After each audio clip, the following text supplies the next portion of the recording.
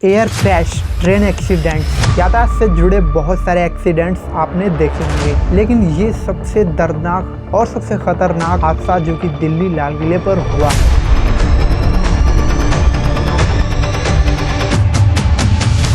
ये दोस्तों किसी भी पुलवामा हमले से कम नहीं, जिस घटना ने पूरे देश को हिलाकर रख दिया है। पॉलिटिक्स के दिल में वो जगह जहाँ पर प्रतिवर्ष झंडा फहराया जाता था, वहाँ पर इतना बड़ा अटैक, जहाँ पर इतनी हाई सिक्योरिटी होने के बावजूद भी, और ये सिर्फ हादसा और कोई अटैक नहीं बल्कि मानव व्यक्तिगत सुरक्षा पर एक बड़ा सवाल है। चलिए जानते हैं इसको डिटेल्स में विस्तार से आज की वीडियोस में। हम तो यातायात से रिलेटेड वैसे भी सुरक्षित नहीं है, लेकिन ऐसी इमारतें जहाँ पर लोग सबसे ज्यादा अपनी सुरक्षा महसूस करते हैं और वहाँ जाना पसंद करते हैं, वो जगह भी अब सुरक्षित नहीं है। सबसे पहले हम ये जानने की कोशिश करते हैं कि ये हुआ कैसे। ये कोई एरोप्लेन एयर क्रैश की तरह या फिर एलपीजी गैस की विस्फोट की तरह ये भी कोई एक ऐसा धमाका था जिसको हम कोई साजिश नहीं कह सकते हैं, या फिर कोई एक बनाया हुआ जाल बिछाई हुई साजिश है। और इस घटना के बाद काफी सारे लोग हिरासत में आए हैं, जिनको ये बताया जा रहा है कि कोई उसमें डॉक्टर्स था, क्या वो डॉक्टर्स के नाम पर आतंकवादी था।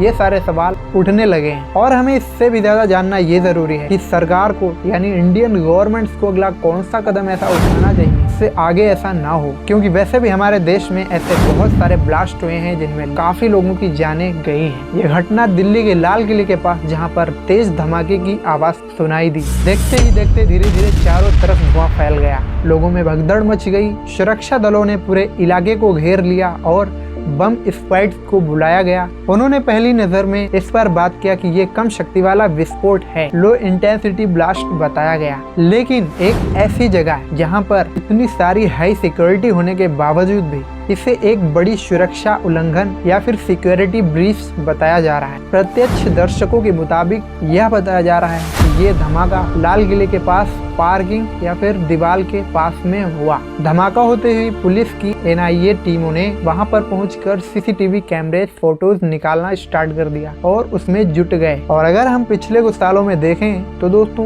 पुलवामा हमला, उधमपुर ब्लास्ट, ये सारे हादसे देखकर तो ऐसा ही लग रहा है कि आतंकवादी अपनी जड़ें जमाने की फिर से कोशिश कर रहे हैं। और हमारे देश में इतनी कड़ी सुरक्षा होने के बावजूद भी ये सारे हादसे देखने को मिल रहे हैं, जिसमें उन लोगों की मौतें हो रही हैं जिनका कोई दोष नहीं है। उसमें कुछ लोग ऐसे भी होंगे जो बचपन से सिर्फ यही सपना देखते होंगे कि एक दिन हम लाल किला जाएंगे और वहाँ पर वो नज़ारा देखेंगे जो बचपन से सपना देखते हैं। उनको क्या पता था कि वहाँ पर जाते ही वो एक ब्लास्ट में उनकी मौत हो जाएगी। यहाँ पर सिर्फ एक ही सवाल खड़ा होता है कि भारत को ऐसा कौन सा कदम उठाना चाहिए जिससे अगले कदम रोके जा सकें। जो साजिशें हो रही हैं हमारे देश के अंदर, लोगों की बेमौत, उनकी जाने जा रही हैं, ऐसे ऐसे बड़े ब्लास्ट जिनमें एक लोग नहीं कई लोग बेजान से जाते हैं। सुरक्षा सिस्टम की रियल टाइम मॉनिटरिंग को मजबूत और स्ट्रॉन्ग करना चाहिए। इंटेलिजेंस एजेंसी के पास सूचना होती है, लेकिन वो टाइम पर दूसरी एजेंसी तक नहीं पहुंचता। लाल किला हमारे देश का इमारत नहीं बल्कि हमारे देश की आज़ादी का प्रतीक है।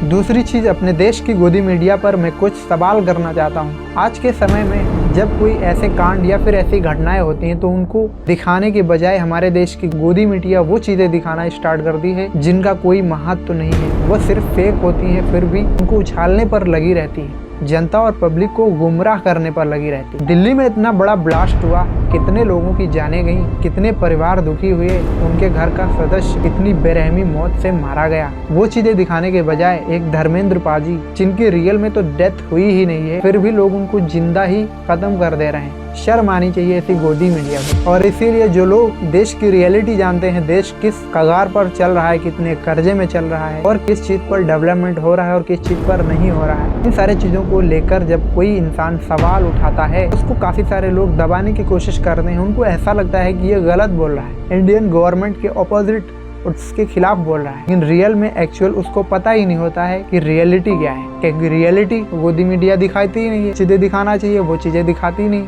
लोगों को कैसे पता चलेगा हमारे देश में क्या हो रहा है और क्या नहीं हो रहा है। दूसरी चीज, हमें अदर कंट्रीज के बारे में तो पता ही नहीं है कि वो कितना डेवलपमेंट में चल रही हैं, तो हमें ये कैसे पता चलेगा कि हमारे इंडिया को कितना डेवलपमेंट होना चाहिए। ये तो बस गोबर खाने पे लगे हैं, अंधभक्ति पे लगे हैं।